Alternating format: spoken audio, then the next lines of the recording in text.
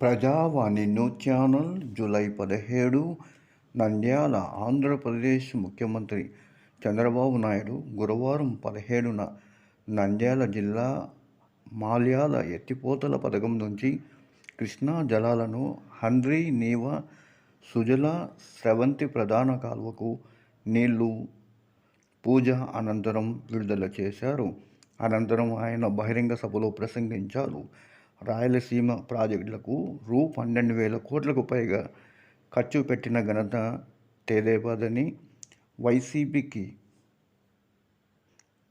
5 ఏళ్ల అధికారంలో ఉండి కనీసము రూ. 2,000 కోట్లు కూడా ఖర్చు పెట్టలేదని, రాయలసీమ అంటూ సెంటిమెంట్ వైసీపీ రెచ్చగొడుతుందని ఆయన ఆగ్రహం వ్యక్తం చేశారు. పెన్షన్ పెంచడానికి వైసీపీకి మనసు రాలేదని ఎద్దేవా చేస్తూ రూ.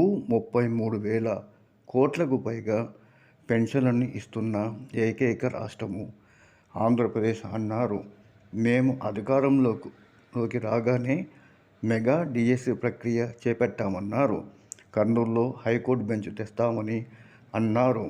బోరుగల్లకు మరమ్మతులు కూడా 96 కోట్లతో పనులు ప్రారంభిస్తామని అన్నారు.